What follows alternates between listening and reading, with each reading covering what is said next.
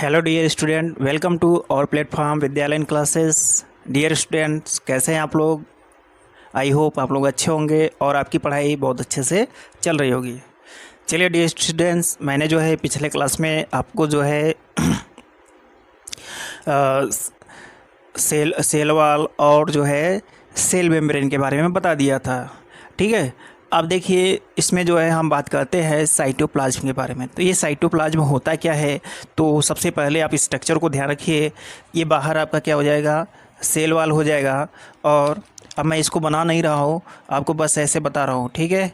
और ये हो जाएगा आपका सेल मेम्ब्रेन। और इस सेल मेम्ब्रेन के अंदर जो है वाटर जेली लाइक स्ट्रक्चर, जिसको हम लोग मैट्रिक्स कहते हैं, और इसी मैट्रिक्स को हम लोग क्या कह देते हैं? तो इस मैट्रिक्स को हम लोग कह देते हैं साइटोप्लाज्म। मतलब आपको एक फ्लूइड दिखाई दे रहा है, ये आपका जो है सेल मेम्ब्रेन हो गया, ये आपका सेल वॉल हो गया, और ये आपका इस तरीके से बीच में क्या है? न्यूक्लियस है। ठीक है, ये बीच में आपका न्यूक्लियस है। तो इनके बीच में आपको जो है एक लिक्विड दिखाई दे रहा है या फ्लूइड दिखाई दे रहा है। इस फ्लूइड को, यह फ्लूइड कैसा होता है? तो कैसा होता है? जेली लाइक होता है। कैसा होता है? जेली लाइक होता है। और जेली लाइक मैट्रिक्स होता है, या इसी को हम लोग फ्लूइड कह सकते हैं। प्रेजेंट होता है कहाँ पे? आपका जो सेल मेम्ब्रेन है और ये जो न्यूक्लियस है, इन दोनों के बीच में, न्यूक्लियस और सेल मेम्ब्रेन के बीच में आपका ये प्रेजेंट है। तो वही पहला पॉइंट मैंने लिखा है कि it is jelly a matrix और it is a fluid that is present between the nucleus and cell membrane. Nucleus और सेल मेम्ब्रेन के बीच में क्या होता है? प्रेजेंट होता है। ठीक है, उसके बाद मैंने सेकेंड पॉइंट लिखा है it is composed of water. मतलब ये जो फ्लूइड है, ये जो मैट्रिक्स है, किसका बना है? तो इसमें क्या क्या होता है ध्यान रखिएगा। इसमें सबसे ज़्यादा वाटर की जो है क्वांटिटी होती है। उसके बाद सबसे ज़्यादा क्या होता है? वाटर होता है। और उसी वाटर में क्या क्या होता है? आपका साल्ट होता है, एंजाइम्स होता है, और जो है बहुत सारे जो है वेरियस ऑर्गेनिक मॉलिक्यूल्स भी इसमें प्रेजेंट होते हैं। तो यानी हम बात करते हैं तो ये जो मैट्रिक्स या जेली लाइक स्ट्रक्चर या मैट्रिक्स है, ये किसका इसमें क्या क्या है? तो water, salt, enzyme and organic molecules, इनसे मिलकर हमारा जो है ये साइटोप्लाज्म बना होता है। ठीक है, उसके बाद बात करते हैं कि जो हमारा सेल ऑर्गेनेल्स होता है, मेम्ब्रेन बाउंड सेल ऑर्गेनेल्स, वो सभी कहाँ प्रेजेंट होते हैं? इस साइटोप्लाज्म के अंदर। मैंने आपको इस तरीके से माइटोकॉन्ड्रिया, ठीक है, इस तरीके से माइटोकॉन्ड्रिया दिखाया हुआ था, और यहाँ पे आपका ऐसे मान लो क्लोरोप्लास्ट, और यहाँ पे आपका इस तरीके से बहुत बड़ा सा क्या था? आपका एक वैक्यूल्स था, और जो है इस तरीके से एंडोप्लाज्मिक रेटिकुलम और गोल्गी बॉडी, इस तरीके से आपको बनाया गया था। ठीक है, सभी कहाँ पे इमिटेड हैं? वो जो है आपके प्लाज्मा मेम्ब्रेन के, सॉरी जो सेल साइटोप्लाज्म है, साइटोप्लाज्म के अंदर सभी मेम्ब्रेन बाउंड सेल ऑर्गेनेल्स क्या होते हैं? इम्बेडेड होते हैं। मतलब उसमें धसे पड़े होते हैं, यानी कि उसमें पड़े रहते हैं। ठीक है, इतना बात समझ में आ रही है। अब देखिए बात करते हैं इसके फंक्शन के बारे में। तो साइटोप्लाज्म का क्या फंक्शन है उसको देखते हैं। तो पहला पॉइंट लिखा गया है it enables this cell to maintain their turgidity. अब ये टर्जिडिटी का मतलब क्या होता है? टर्जिडिटी का मतलब ये होता है कि वह सेल क्या होता है? फूला होता है। ठीक है, मतलब उसमें क्या होगा? स्वेल किया रहेगा, सेल स्वेल रहेगा। क्यों रहता है? अगर सपोज मान लो यह मैं वाटर निकाल लूँ, सपोज यह एक वैल्यून है, इसको वैल्यून मान लेते हैं, जो हमारा ये बाहर सेल मेम्ब्रेन है उसको वैल्यून का क्या मान लेते हैं? बाउंड्री मान लेते हैं। ठीक है, अब उसमें जब मैं वाटर वहाँ भरता हूँ, भरकर उसमें से वापस निकाल लूँ, तो क्या वह जो है उस राउंड शेप में रहेगा वैल्यून? नहीं ना। तो ऐसे यहाँ से जब वाटर निकालेंगे तो यह जो होता है उस राउंड शेप में नहीं होगा। तो ये इस कंडीशन को, मतलब ये क्या हो जाएगा? स्वेल नहीं करेगा और चिपक जाएगा, तो इसको बोलते हैं फ्लैसिड। लेकिन जब इसमें वाटर भर देंगे तो यह बैलून क्या होता है? फूल जाएगा, ऐसे ना बहुत बड़ा सा हो जाएगा और फूल जाएगा, फिर उसका एक शेप आ जाता है। ठीक है, ऐसे ही इसमें जब जो है साइटोप्लाज्म होता है तो ये जो है टर्जिडिटी प्रोवाइड करता है, और यानी कि यह सेल क्या करता है? स्वेल, मतलब टर्जिडिटी प्रोवाइड करता है किसको? सेल को। ठीक है। तो इस टर्जिडिटी के कारण इसको एक शेप मिला, तो इसलिए हम ये साइटोप्लाज्म का ये भी फंक्शन कर सकते हैं, it helps the cell to maintain their shape. अब इसके क्या करता है, शेप को क्या करता है, मेंटेन करता है। बात समझ आ रही कि नहीं आ रही है? तो इसकी टर्जिडिटी को मेंटेन कौन कर रहा है, ये साइटोप्लाज्म, किसके, सेल के। और उसके बाद बात करते हैं it assist in metabolic activities. Metabolic activities को क्या करता है, असिस्ट करता है, उसको हेल्प करता है। कैसे? क्योंकि इस मेटाबॉलिक एक्टिविटी में भी एनाबॉलिक हो सकता है या कैटाबॉलिक हो सकता है। मतलब जब किसी भी मटेरियल्स का फॉर्मेशन होता है तो उसको बोलते हैं एनाबॉलिक कंडीशन, मतलब एनाबॉलिक प्रोसेस कहा जाता है, जिसमें कोई भी मटेरियल बनता हो। अगर वही कोई मटेरियल ब्रेक हो रहा है तो उसको बोलते हैं कैटाबॉलिक प्रोसेस। कैटा मतलब काट देना, मतलब ये हमारा एक मटेरियल है, इसको काट कर छोटा छोटा कर देना, ठीक है। इतना बात समझाइए। तो ये जो कैटाबॉलिक प्रोसेस और एनाबॉलिक प्रोसेस है, collectively called as metabolic process, यानी मेटाबॉलिक प्रोसेस यानी मेटाबॉलिक एक्टिविटीज़। मेटाबॉलिक एक्टिविटीज़ में क्या होगा, सब्सटेंस का, मॉलिक्यूल्स का फॉर्मेशन भी होगा और जो है मॉलिक्यूल का ब्रेक डाउन भी होगा। तो उसको हेल्प करने वाला कौन होगा, ये हमारा साइटोप्लाज्म होगा, ठीक है। एक और पॉइंट है, उसको मैं अभी लिख दे रहा हूँ, आप उसको भी समझ लीजिए, ठीक है। अभी इतना जो है इसको नोट डाउन करिए। चलिए नोट डाउन कर लीजिए। अब उसको मैं लिख रहा हूँ। आपका अगला पॉइंट है it is home of many activities. It is home of many activities. ये क्या होता है, बहुत सारी एक्टिविटीज़ का क्या होता है, घर होता है ऑफ द सेल। सेल के अंदर जो है, इसमें ये जो साइटोप्लाज्म है, इस साइटोप्लाज्म के अंदर बहुत सारे क्या होते हैं, एक्टिविटीज़ होती हैं। उसका घर कौन है, ये साइटोप्लाज्म होता है। क्यों होता है, क्योंकि ये कंटेन करता है क्या, मॉलिक्यूल्स, बहुत सारे मॉलिक्यूल्स होते हैं, एंजाइम्स होते हैं, ठीक है, जिसको जो है ये एंजाइम्स क्या करेगा, ब्रेक करेगा, ठीक है। That are the crucial in break down of waste. उस वेस्ट मटेरियल को क्या करता है, ब्रेक डाउन करता है। तो ये भी पॉइंट आप उसको फंक्शन में लिख लीजिए। ये आपका 4th पॉइंट हो गया, ठीक है। इतना आप नोट डाउन कर लीजिए। इसको आप ऑलरेडी नोट डाउन कर चुके हैं, इसको नहीं करना है, आपको इस फंक्शन में जो है आपको लिखना है। चलिए नोट डाउन कर लीजिए।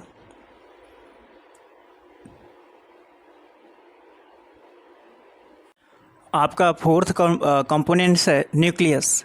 तो अब न्यूक्लियस के बारे में बात करते हैं। देखिए ये जो न्यूक्लियस होता है कैसा होता है, मैंने आपको बताया था कि ये जो न्यूक्लियस है क्या होता है, double membrane bound cell organelles होता है। ये मैं न्यूक्लियस का स्ट्रक्चर बना रहा हूँ, ध्यान रखिएगा इस तरीके से। ये है, ये क्या होता है आपका, डबल मेम्ब्रेनस होता है, सेल ऑर्गेनेल्स होता है, ठीक है, डबल मेम्ब्रेनस सेल ऑर्गेनेल्स। इस तरीके से आप बना लीजिए, ठीक।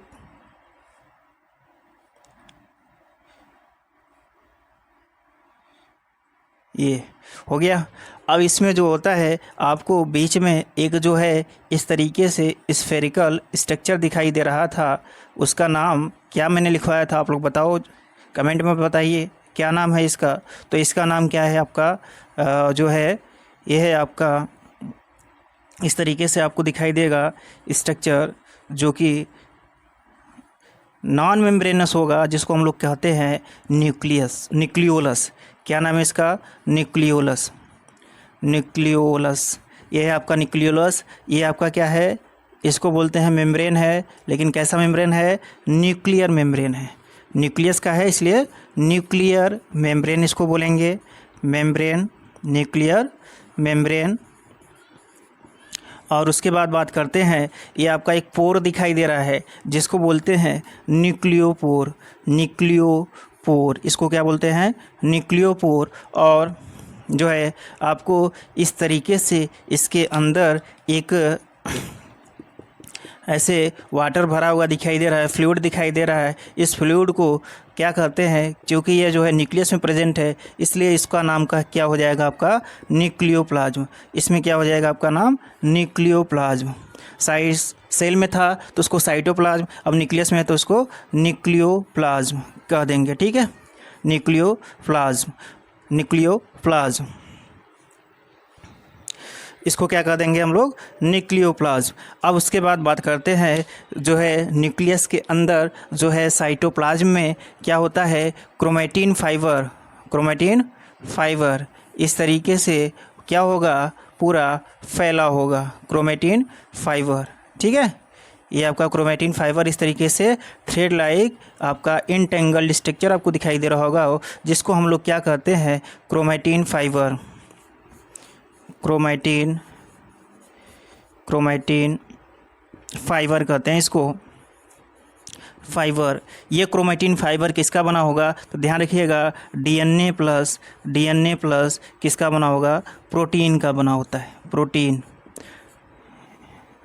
डीएनए प्लस प्रोटीन से मिलकर क्रोमेटिन फाइबर बना होता है। देखिए मैंने आपको बताया था जब स्ट्रक्चर बनाते हुए, तो इस तरीके इसके ऊपर इस तरीके से मैंने आपको जो है एंडोप्लाज्मिक रेटिकुलम बनवा दिया था। तो आपको ये बनाना नहीं है, जब आपको स्ट्रक्चर पूछा जाएगा तो इस तरीके से बनाकर इस स्ट्रक्चर को, न्यूक्लियस के स्ट्रक्चर को दिखा दीजिएगा। ठीक है, चलिए अब बात करते हैं इसमें क्या क्या है। देखिए मैंने आपको ऊपर लिखवाया है थोड़ा सा न्यूक्लियस के बारे में कि it is double membrane bound cell organelles. ये क्या होता है, double membrane bound cell organelles होता है। क्यों, क्योंकि देखिए आपको दिखाई दे रहा है 2 मेम्ब्रेन है, डबल मेम्ब्रेन है, इसलिए double membrane bound cell organelles हो गया।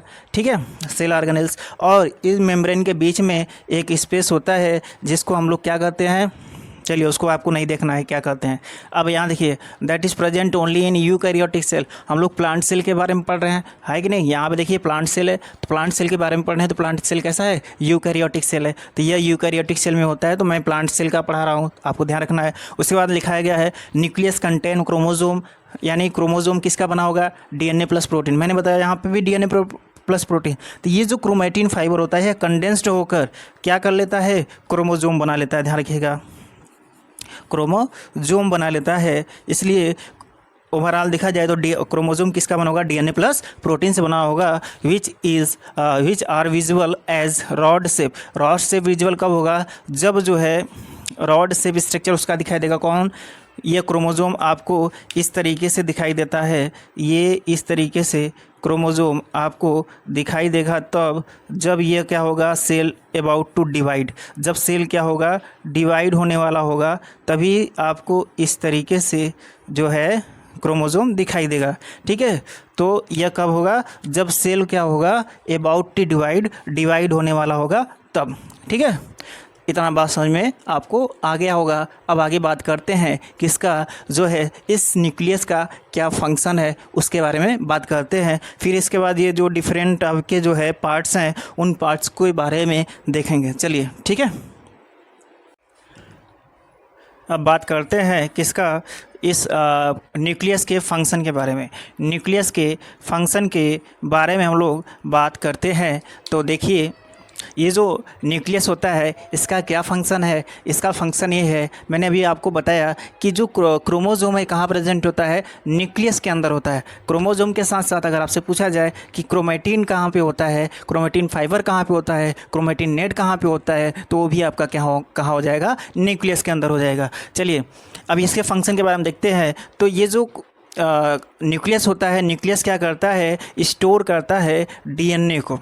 किसको स्टोर करता है, डीएनए को स्टोर करता है। इस डीएनए को क्या करता है, स्टोर करता है। और यह जो है डीएनए क्या होता है, आपका जेनेटिक मटेरियल होता है।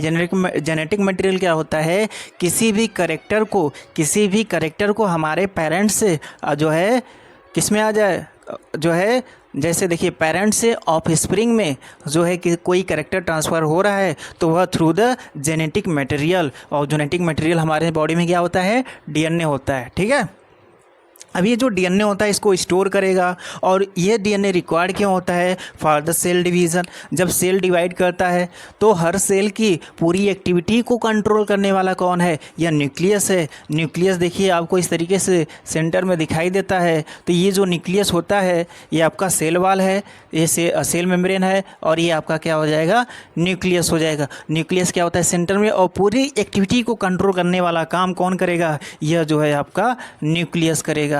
ठीक है, यह आपका सेल मेम्ब्रेन हो जाएगा। इसके बाहर आपका सेल वाल हो जाएगा। प्लांट सेल पढ़ रहे हैं इसलिए सेल वाल बनाना जरूरी है। ठीक है, यह न्यूक्लियस पूरे जो है एक्टिविटी को कंट्रोल करेगा। जैसे सेल डिवीज़न, सेल डिवाइड करेगा तो जो है साथ ही साथ यह जो है आपका जेनेटिक मटेरियल भी क्या हो जाएगा, रिप्लिकेट कर जाएगा, डुप्लीकेट कर जाएगा, ठीक है। और उसके बाद मेटाबॉलिज्म, जो मेटाबॉलिज्म हो रही है हमारी बॉडी के अंदर, हमारे सेल के अंदर, उसको भी कौन कंट्रोल करेगा, तो ये जो है हमारा न्यूक्लियस कंट्रोल करता है। फिर उसके बाद ग्रोथ के लिए रिस्पॉन्सिबल कैसे होगा, क्योंकि जब हमारा सेल डिवाइड करता है, हमारा जब सेल डिवाइड करेगा, एक सेल से 2 सेल बन जाएंगे और 2 सेल से ऐसे कितने बन जाएंगे बताइए आप, इससे जो है फिर 2 बनेंगे, इससे फिर 2 बनेंगे, तो इस तरीके से 2 पावर n से चलेगा, ठीक है। तो 1 से 2 बना, 2 से कितना बन जाएगा, जो है आपका 4 बनेगा, मतलब 1 to 2, 2 to 4, 4 to 8, 8 to 16, इस तरीके से हमारा सेल बढ़ता जाएगा और हमारी बॉडी की ग्रोथ होती जाएगी, ठीक है। उसके बाद बात करते हैं रिप्रोडक्शन की, बात करते हैं तो हमारा जो रिप्रोडक्शन में जो रिप्रोडक्टिव पार्ट है, रिप्रोडक्टिव ऑर्गन है, जैसे आपका जो है ओवरी और जो है आपका, हम किसका पढ़ रहे हैं, प्लांट का, तो प्लांट में जो है फीमेल रिप्रोडक्टिव पार्ट क्या होता है आपका, ओवरी होता है, और जो है मेल जो है आपका स्पर्म करें आपका क्या होता है, एंथर होता है। तो वहाँ पे जब जो है क्या हो जाएगा, डिवीज़न होता है, तो वो जो है गैमिट बनते हैं, उस गैमिट आपस में जो है फ्यूज़ करके, तो ये जो पूरी प्रोसेस हुई, फ्यूज़ करके क्या बनता है, जाइगोट बनाएगा, जाइगोट से एम्ब्रियो, एम्ब्रियो से क्या हो जाएगा, डेवलप करके नया प्लांट बन जाएगा। तो ये जो प्रोसेस है रिप्रोडक्शन में, नए ऑर्गेनिज्म को, मतलब एक ऑर्गेनिज्म है, वो नए ऑर्गेनिज्म अपने जैसे नए ऑर्गेनिज्म को क्या कर रहा है, जो है डेवलप कर रहा है और जो है उसको बर्थ दे रहा है, तो वही रिप्रोडक्शन होता है। तो इसमें भी पार्टिसिपेट कौन करता है, ये न्यूक्लियस करता है, ठीक है। न्यूक्लियस में कौन, डीएनए, बात समझ में आ रही है, क्योंकि यही डीएनए ही पूरे बॉडी की जो है स्ट्रक्चर प्रोवाइड करता है। क्योंकि हमारी बॉडी लगभग किससे बना होता है, प्रोटीन से मिलके बने होते हैं। बहुत सारे प्रोटीन जो है रिस्पॉन्सिबल होते हैं हमारे पूरे बॉडी को स्ट्रक्चर देने के लिए, ठीक है। अब नेक्स्ट बात करते हैं सेकेंड पॉइंट की। तो ये जो सेकेंड पॉइंट है, चलिए इसको ध्यान रखिएगा, growth, reproduction and metabolism. Metabolism मैंने अभी पीछे बताया है कि मेटाबॉलिज्म में जो है आपका कोई भी सब्सटेंस बनता भी है और कोई भी सब्सटेंस ब्रेक डाउन होता है। बनता है तो उसको एनाबॉलिज्म, और जो है ब्रेक डाउन होता है तो उसको कैटाबॉलिज्म कहते हैं। चलिए अब it controls most of the activities of the cell. जो सेल है, अब देखिए सेंट्रल पार्ट है, जैसे हमारे देश के प्रधानमंत्री PM श्री नरेंद्र मोदी जी हैं, तो वैसे ही हमारा जो है सेल का जो है हमारा जो सेल का जो क्या हो जाएगा, मेन सेंटर पे, तो आपका हो जाएगा न्यूक्लियस। और ये पूरी क्या करेगा, जिस तरीके से हमारे मोदी जी पूरे देश में पूरी व्यवस्था को कंट्रोल करते हैं, वैसे ही हमारा न्यूक्लियस हमारे इस पूरे सेल की जितनी भी एक्टिविटी है उनको क्या करेगा, कंट्रोल करेगा, ठीक है। चलिए अब थर्ड पॉइंट की बात करते हैं। इट प्लेस क्रूशियल रोल, मतलब बहुत ही इंपॉर्टेंट रोल प्ले करता है, किसमें, along with, it plays an important role या crucial role along with environment. तो ये जो न्यूक्लियस है, न्यूक्लियस इन्वायरमेंट के साथ इंट्रैक्शन करता है, और वो जो है इम्पॉर्टेंट किसके लिए होता है, along with environment to determine the function, और जो है सेल के फंक्शन को डिटरमाइन करने के लिए, और जो है सेल के डेवलपमेंट के लिए, ठीक है। सेल के डेवलपमेंट के लिए कैसे जैसे जो है इसमें क्या होता है, by directing the chemical activities of the cell की केमिकल एक्टिविटीज़ को, जो केमिकल एक्टिविटीज़ है उनको जो है डायरेक्ट करके, कैसे, देखिए अगर जो है कोई केमिकल रिएक्शन हो रहा है वो किस पर डिपेंड करता है, टेम्परेचर पर। अगर बाहर का टेम्परेचर कुछ अलग हो जाए, एनवायरनमेंट में कोई जो है चेंजेस हो जाए, तो हमारे बॉडी में भी कुछ रिएक्शंस है, उसमें भी कुछ चेंजेस हो जाती हैं, ठीक है। तो इस तरीके से हमारे ग्रोथ, देखिए वही चीज़ है, जैसे हम बात करते हैं अपने आप को, देखिए हम यहाँ पे आए, हम लोगों की हाइट कम होती है, वही जो ठंडे प्रदेश में होते हैं, जैसे जो है फॉरेनर होते हैं, उनकी हाइट क्या होती है, ज़्यादा होती है। क्यों, क्योंकि उनका डेवलपमेंट ज़्यादा हो गया। कैसे, डेवलपमेंट तो हमारा भी हुआ, लेकिन हाइट वाला कम हो गया और वहाँ पे हाइट वाला ज़्यादा हो जाता है, इसलिए वहाँ पे लंबे लंबे और यहाँ पे हम लोग छोटे छोटे हो जाते हैं। तो हम लोगों में यहाँ पे जो है ज़्यादातर छोटे तो नहीं होते हैं, लगभग सभी रेंज के पाए जाते हैं, ठीक है। इतनी बात आपको समझ में आई होगी। अब देखिए, अब आगे बात करते हैं इसके जो न्यूक्लियस के मैंने पार्ट्स बताए थे, उन पार्ट्स के बारे में बात करते हैं। चलिए इसको नोट डाउन करिए, स्क्रीनशॉट ले लीजिए, जहाँ पे ना समझ में आए आप वहाँ पे पूछा करिए, ठीक है। चलिए नोट डाउन करिए, अब इसके जो है एक एक पार्ट्स के बारे में देखेंगे, ठीक है। देखिए, अब पार्ट्स ऑफ न्यूक्लियस की बात करते हैं तो ये जो पार्ट्स ऑफ न्यूक्लियस में नियर अबाउट जो है इसके 5 पार्ट्स के बारे में हम लोग देखेंगे कि सबसे पहले क्या होता है न्यूक्लियर मेम्ब्रेन। न्यूक्लियर मेम्ब्रेन क्या है, देखिए आपको इस तरीके से बाहर डबल मेम्ब्रेनस लेयर दिखाई दे रहा है, उसी को हम लोग क्या कहते हैं न्यूक्लियर मेम्ब्रेन।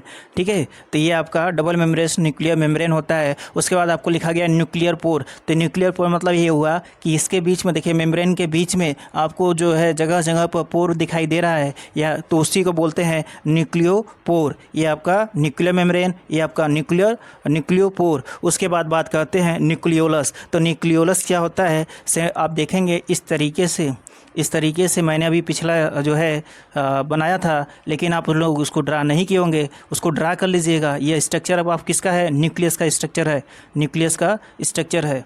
ठीक है, ध्यान रखिएगा। इस तरीके से आपको इसको पूरा फिलअप करिए। ये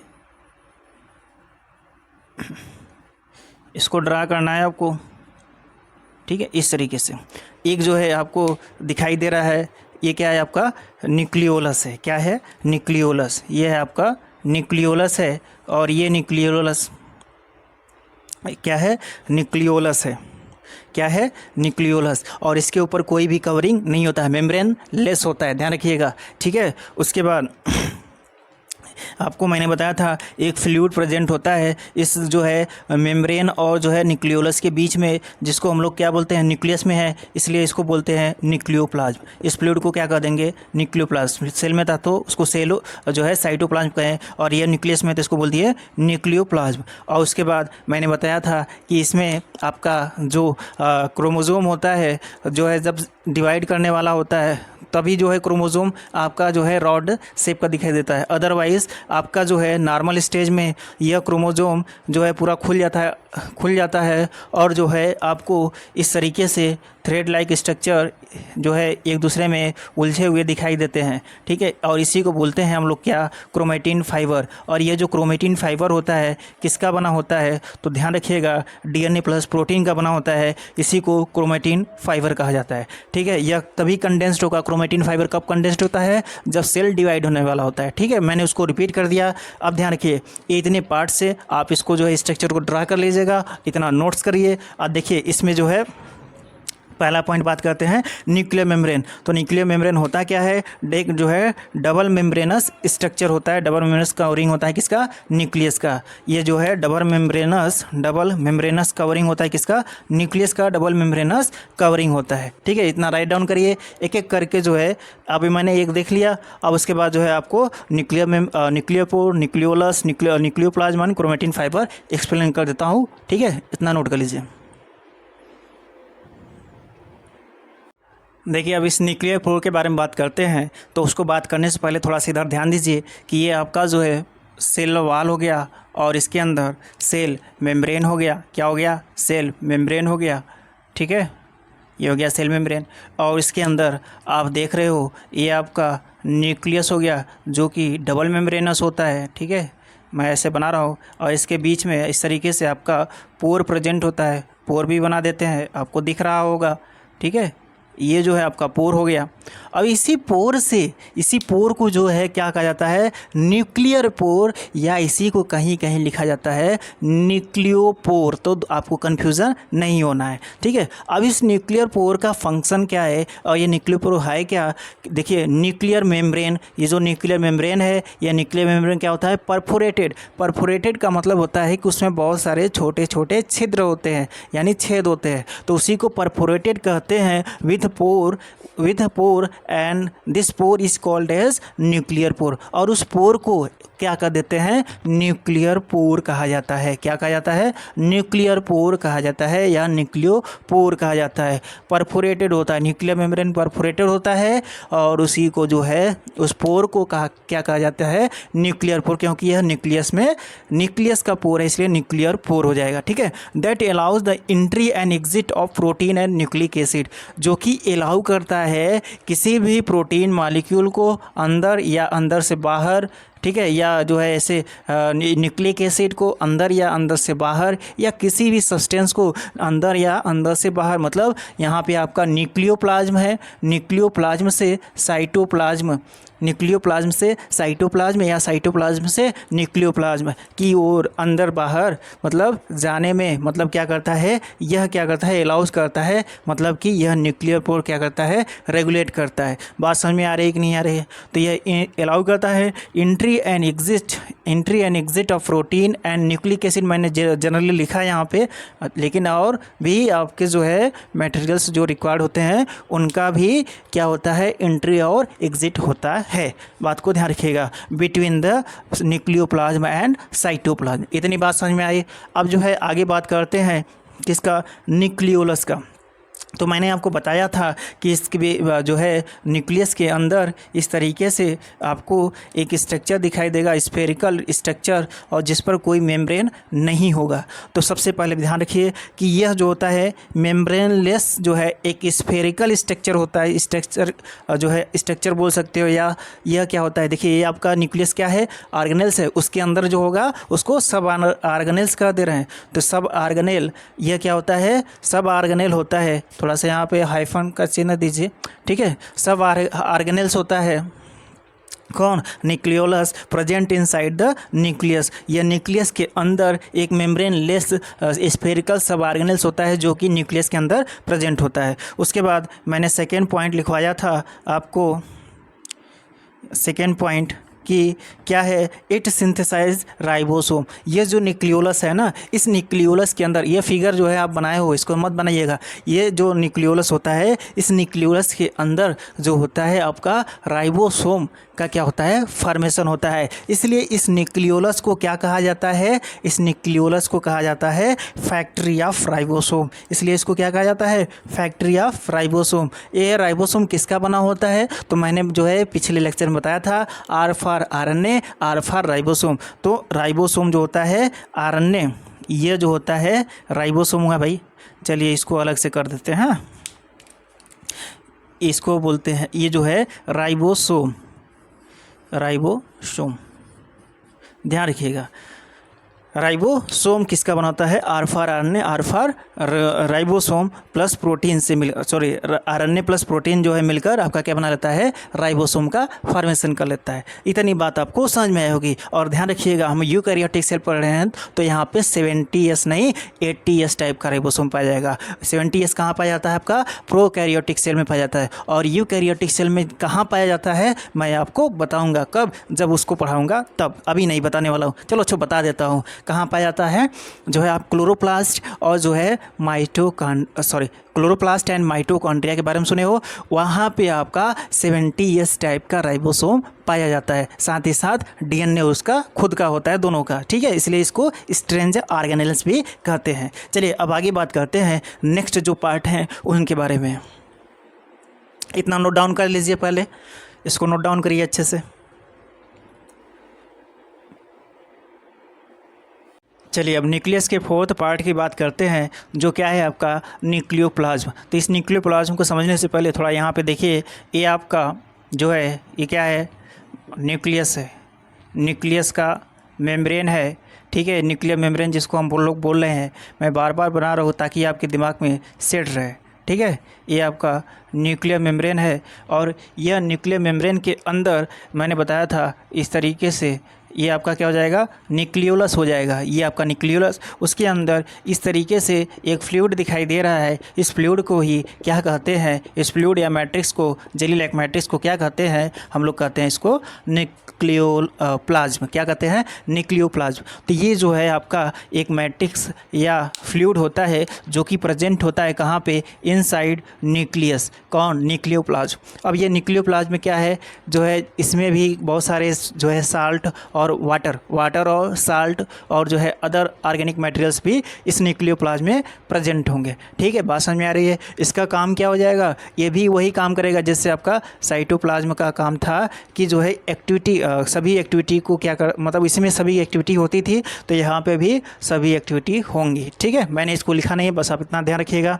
उसके बाद सेकेंड है, सेकेंड में लिखा गया है कि इसमें जो है आपका क्रोमेटिन फाइबर जो होता है और न्यूक्लियोलस इमिडेड होता है। आपको मैंने बताया था ये जो आपका न्यूक्लियोप्लाज्म है इसमें इस तरीके से क्रोमेटिन फाइबर और जो है ये आपका न्यूक्लियोलस क्या है, इसी में इमिडेड है, इसी में पड़ा हुआ है। ठीक है, अब जो है नेक्स्ट बात करते हैं क्रोमेटिन फाइबर की। तो ये आपको जो है क्रोमेटिन फाइबर इस तरीके से दिखाई दे रहा है, एक धागा लाइक स्ट्रक्चर दिखाई दे रहा है कि नहीं दे रहा है। तो इसीलिए कहती है कि दिस इज़ इंटेंगल। इंटेंगल का मतलब आपस में उलझा हुआ, देखिए इस तरीके से उलझा हुआ है धागा, है कि नहीं। तो ये क्या है, आपका क्रोमेटिन फाइबर है जो कि आपस में उलझा हुआ है। और entangle mass of thread like structure, जिसको हम लोग क्या कर रहे हैं, जिसको हम लोग जिसको न्यूक्लियोप्लाज्म नहीं कहेंगे, जिसको हम लोग क्या कहेंगे, कहाँ चला गया, इसको हम लोग क्या कह देंगे, क्रोमेटिन फाइबर। ठीक है, ये आपका क्या हो जाएगा, क्रोमेटिन फाइबर। इसको बना लीजिए, ये आपका हो जाएगा क्रोमेटिन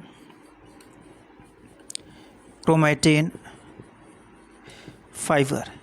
इसको क्या कह देंगे, स्ट्रक्चर इन न्यूक्लियोप्लाज्म, सॉरी आपका ये सही था, इन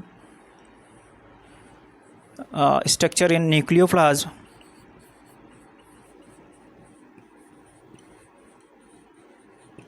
ठीक है, it is entangle mass of thread like structure in nucleoplasm. Nucleoplasm के अंदर जो है एक इस तरीके से इंटेंगल्ड थ्रेड लाइक स्ट्रक्चर आपको दिखाई दे रहा है, आपस में उलझा हुआ, वह क्या होता है, क्रोमेटिन फाइबर। और ये क्रोमेटिन फाइबर किसका बना होता है, डीएनए प्लस प्रोटीन का। तो मेनली जो है मैंने लिखा है made of DNA and protein, DNA और प्रोटीन।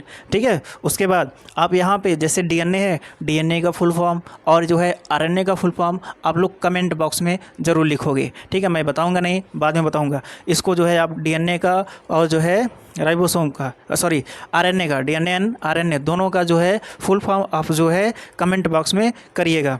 ठीक है, उसके बाद बात करते हैं क्रोमेटिन जो मटेरियल होती है, ऑर्गेनाइज होती है, मैंने इसको बताया था इसके पहले भी, और यहाँ पे भी देख लीजिए कि क्रोमेटिन मटेरियल जो एक क्रोमेटिन फाइबर है या क्रोमेटिन मटेरियल या इसी को हम क्रोमेटिन नेट कहेंगे, ये कहाँ प्रेजेंट होगा, न्यूक्लियोप्लाज्म के अंदर प्रेजेंट होगा। ठीक है, ध्यान रखिए। और उसके बाद यह जो है क्रोमोजोम में क्या हो जाएगा, ऑर्गेनाइज्ड हो जाएगा, कंडेंस्ड होकर। यह जो है जो आपका धागा दिखाई दे रहा है बहुत सारा ऐसा उलझा हुआ, उसको जब जो है हम इस तरीके से, सपोज यहाँ पे धागा है बाहर खुला हुआ है, इसको इस तरीके से लपेट दे तो आपको इस तरीके से रॉड लाइक स्ट्रक्चर दिखाई देगा, इस तरीके से रॉड लाइक स्ट्रक्चर दिखाई देगा। ये क्या होगा, आपका क्रोमोजोम होगा। ठीक है, कभी कभी आप लोग शॉप पे जाते हो, धागा खरीदते हो तो आपको दिखाई देता है कि इस तरीके से बना हुआ एक रॉड लाइक स्ट्रक्चर आपको दिखाई देता है, किसका, धागा का। अगर उसको मैं खोल दूँ तो कैसा होगा, वह आपस में उलझ जाएगा और इस तरीके से आपको फाइबर लाइक यानी थ्रेड लाइक स्ट्रक्चर दिखाई देने लगेगा। बात समझ में आ रही है कि नहीं आ रही है।